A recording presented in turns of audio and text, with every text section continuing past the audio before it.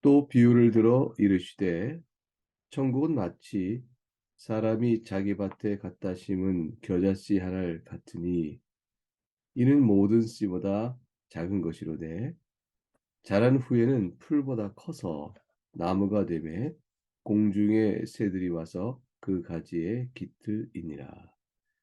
또 비유로 말씀하시되 천국은 마치 여자가 가루 서말 속에 갖다 넣어 전부 부풀게 한 누룩과 같으니라. 예수께서 이 모든 것을 우리에게 비유로 말씀하시고 비유가 아니면 아무것도 말씀하지 아니하셨으니 이는 선지자를 통하여 말씀하신 바 내가 입을 열어 비유로 말하고 창세부터 감추인 것을 드러내리라 함을 이루려 하심이라. 이 예수께서 우리를 떠나사 집에 들어가시니 제자들이 나와 이르되 밭의 가라지 비유를 우리에게 설명하여 주소서. 대답하여 이르시되 좋은 씨를 뿌리는 이는 인자요 밭은 세상이요 좋은 씨는 천국의 아들이요 가라지는 악한 자의 아들이요 가라지를 뿌리는 원수는 마귀요 추수 때는 세상 끝이요 추수꾼은 천사들이니 그런즉 가라지를 거두어 불에 사르는 것 같이 세상 끝에도 그러하리라. 인자가 그 천사들을 보내리니 그들이 그 나라에서 모든 넘어지게 하는 것과 또 불법을 행하는 자들을 거두어내어 풀무불에 던져 넣으리니 거기서 울며 이를 갈게 되리라. 그때의 의인들은 자기 아버지 나라에서 해와 같이 빛나리라. 귀 있는 자는 들으라. 하나님의 말씀입니다. 하나님께 감사합니다. 오늘 살피는 주의 말씀은 마태복음 31장 43절의 말씀을 통해서 몇 가지 앞서 말했던 알곡과 가지 비유에 대한 설명이 있고요. 그리고 새로 겨자씨 비유와 두르기의 비유를 덧붙여 말씀해 주십니다. 오늘 읽은 이 말씀을 주의 성령께서 도우셔서 우리에게 조명의 은총을 주시고 또 말씀의 적용에 복된 시간이 될 수 있도록 이끌어 주시기를 원합니다. 이 겨자라는 이 식물은 1년 내지 2년생 보통 풀입니다. 줄기가 한 보통 1m, 2m까지 자라는 풀이죠. 초목과에 속한 풀입니다. 열매는 길이가 약 2cm쯤 되는 꼬투리가 있고 그 속에 이제 작은 흑갈색의 씨가 들어 있습니다. 1mm, 지름이 한 1mm쯤 되거나 좀 크면 2mm쯤 된다고 합니다. 그러니까 가장 작은 씨는 아니죠. 모든 씨 중에 더 작은 씨도 있으니까요. 그러나 예수님의 당시에 그 지방, 중동 지방, 이스라엘 지방 내에서 그만한 씨면 가장 작은 씨로 여겨지는 씨였습니다. 성경에서 나무라고 표현하고 있죠. 주님께서도 풀보다 커서 나무가 되었다 이렇게 말씀하는 것은 진짜 나무가 되었다는 것이 아니라 이 풀 자체가 자라나서 사람의 키나 말의 키보다도 더 커서 3m 내지 5m까지 이게 자라나고 줄기가 그럴 경우 목질화되어져서 나무처럼 되기도 하여 누가 봐도 나무다 이렇게 일컬어지는 일반적인 로 이렇게 일컬어질 만한 것이었습니다.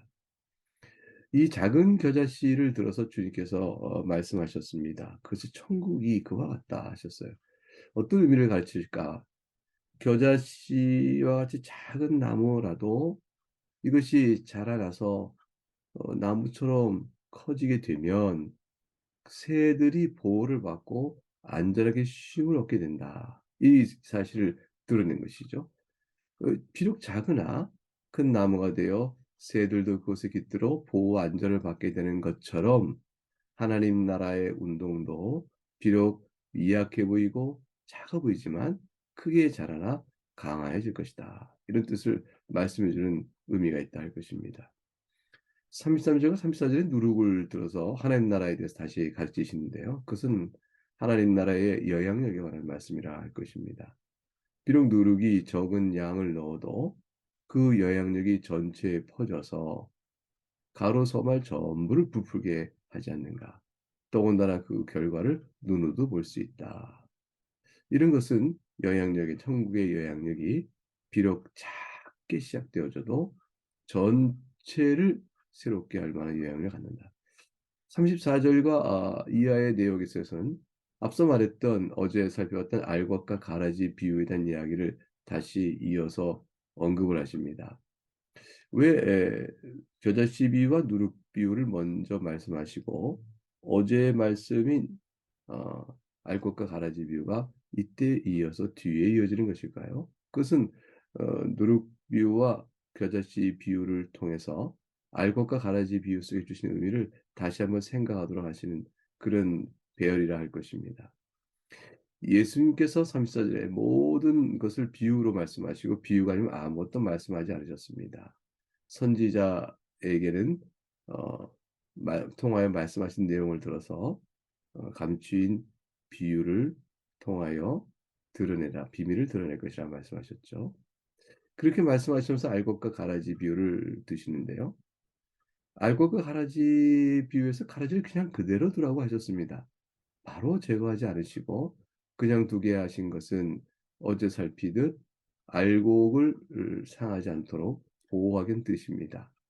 그런데 결과의 자연적인 현상은 어떨까요? 가라지를 그냥 두게 되면 가라지가 얼마나 드세서 뿌리가 깊어서 알곡을 해칠까 가라지를 일찍 뽑자 그냥 두라 하셨는데 이 가라지가 많이 번성케 됩니다. 잡초란 본래 좋은 것보다 더 무성하게 되는 법이죠. 그래서 김을 매주는 것이 농사의 기본입니다.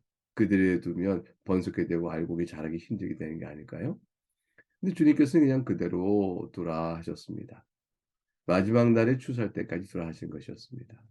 이 세상도 가만히 들여다보면 우리 생각에는 하나님께서 악인을 그때그때 벌하시고 세상에서 뿌리를 뽑아 없애시면 좀 나은 세상이 되지 않을까 싶은데 창세기 6장 5절에 여호와께서 사람의 죄악이 세상에 관영함과 그 마음의 생각이 모든 계획이 항상 악할 뿐을 보셨다. 인간이 타락한 후에 세상은 그러합니다. 이러한 것처럼 가라지를 그대로 두면 세상이 심판에 이르기 전까지 회개치 않는 죄인들이 더 많고 악이 기승을 부리게 되어지죠. 왜 하나님께서는 악인을 그때그때 제거하지 않으실까요? 아마도 그것은 우리가 회개하여 주 앞에 이르는 악한 일에서 의의 일로 돌아오는 죄 가운데서 하나님께 회개하고 하나님을 바라보는 데 나오는 데까지 우리의 과정 속에 우리 모두가 다 악을 범하는 사람들이기 때문에 그렇습니다. 하나님께서 악을 범하는 것을 그때그때 심판하면 사실은 구원받을 자가 없는 것이죠. 하나님의 지혜의 섭리 가운데서 우리의 악을 돌이켜 주 앞에 올 때까지 우리의 악을 허용하시듯 그를 참아 인내하시듯 결국 세상의 악도 그렇게 때를 기다려 두시는 것이라 할 것입니다. 그러면 예수님께서 주시는 교훈은 무엇입니까? 천국은 이러한 가라지가 세상에서 아무리 그 가라지가 번성하고 있어서 하나님 나라가 여기 어디 있겠나 싶을 때라도 마치 겨자나무처럼 작게 겨자씨처럼 작을지라도 그러나 하나님 나라는 그곳에 있으니 결국엔 크게 자랄 것이요 하나님 나라가 이곳에 어디 있겠나 싶어도 누울 것 같이 전체를 부풀리는 영향력을 하나님 나라를 갖고 있으니 그 존재가 반드시 드러나고 나타난다라는 것을 우리에게 말씀해 주는 것이죠. 신비로운 일입니다. 우리가 볼 때는 보이지 않는 하나님 나라, 미약하고 영향력이 작아 보이지만 어떻게 이런 일이 있을 것인가? 겨자씨와 누룩의 비유는 결국 가라지가 무성한 밭에 비추어 볼 때 하나님 나라는 그 가라지가 무성하다 할지라도 결코 없거나 존재하지 않는 것이 아니라 아무리 작아도 크게 자랄 것이요. 아무리 미약해 보여도 영향력이 크다는 사실을 강조해 두고 있는 비유입니다. 신비롭죠. 어떻게 그런 일이 있을 수 있을까요? 예수 그리스도로 인한 것입니다. 하나님 나라의 운동은 그리스도의 대리속죄 은총으로 죄인을 의롭다 하시는 구원의 은혜를 베푸심으로 시작되며 실현됩니다. 곧 예수님께서 요한복음 12장 24절에 내가 진실로 진실로 너에게 이르노니 한 알의 밀이 땅에 떨어져 죽지 아니하면 한 알 그대로 있고 죽으면 많은 열매를 맺느니라. 천국은 비록 시작을 작게 갖는다 하더라도 결국에는 큰 결과를 낳을 것입니다. 사실 복음이 전해진 선교 사역을 보게 되면 전 세계에 퍼져가고 있고 오늘 우리에게까지 이 복음은 미쳐왔습니다. 분명히 우리나라에서도 믿는 사람은 소수입니다. 전 세계적으로도 믿는 사람은 소수입니다. 그런데 하나님 나라의 운동 자체를 보게 되면 시대를 따라서 민족을 찾아가며 믿는 사람 수가 큰 수를 이루고 있습니다. 결국 각각 시대와 상황 안에서 믿는 자는 소수요 보이지 않고 겨자씨 같고 작은 노력 같을지 몰라도 그러나 역사를 펼쳐 구원 역사를 바라보니 하나님 택한 백성들의 줄기는 쭉쭉쭉 뻗어가서 결국에 많은 무리가 예수에게 나온 대로 허다한 무리가 헤아릴 수 없는 허다한 무리가 주를 찬송하는 그런 큰 결과를 나타나게 되어집니다. 그들의 힘으로 전 세계의 악한 곳에 선한 복음의 빛, 하나님 말씀에 합당한 영향력이 퍼져서 전 세계 문화 질서를 이루어가는 데 있어서 그 근간을 놓는 일반 은총의 역사도 더 강력하게 드러나기도 하는 것입니다. 그래서 죄의 세력이 강하고 큰 것 같지만 그곳에서 성령의 능력으로 거룩한 백성의 무리들도 강하게 드러날 것입니다. 전 세계에 예수님의 말씀으로 인하여 얼마나 많은 사람들이 죄에서 돌이켜 복음의 진리 가운데 생명으로 새 생명으로 들어가고 있습니까? 마태복음 13장 34절과 35절에 비유에 대해서 말씀하셨는데 예수님께서 비유를 말씀하신 것은 천국에 관한 영적 사실을 깨닫도록 하며 비유보다 더 나은 전달 방법이 사실 없기 때문입니다. 일찍이 창세로부터 감추어져 있던 은밀한 영적 사실을 말함에 있어서 비유로 하실 것이라 이미 예언됐던 말씀 그대로 비유로 말씀하신 것입니다. 내일은 이 비유에 대해서 조금 더 언급이 있을 것입니다. 그러나 비유로 말씀하신 것을 알아듣는 자가 있고 비유로 말씀하시니 못 알아듣는 자가 있다 이렇게 말씀하십니다. 우리는 이 비유의 말씀을 알아듣는 자입니다. 얼마나 우리가 복된 자로 있는가 이 은혜를 또 생각해 보시기 바랍니다. 정리해 보겠습니다. 본문은 하나님 나라는 비록 가라지가 무성하게 자란 밭이라 겉보기에는 하나님 나라는 없는 듯 하여도 여전히 존재하고 있다. 이것을 가르칩니다. 그 가운데서 그리스도의 하나님의 그 예수 그리스도의 복음의 말씀은 가난하고 곰핍한 영혼, 수고하고 무거운 짐진 자는 주님께로 찾아와 그 말씀으로 실현되는 하나님 나라에 깃들게 될 것입니다. 그리고 그 영향력 아래서 새롭게 변화를 받는 일이 이루어지게 되는 것이죠. 밭에서 자라고 있는 가라지와 같은 마귀 아들들은 마귀와 함께 당장에는 밭을 가득 채운 듯 보여도 추수할 날이 있으니 그땐 다 거두어 불에 타 없어질 것입니다. 종말의 심판은 반드시 있습니다.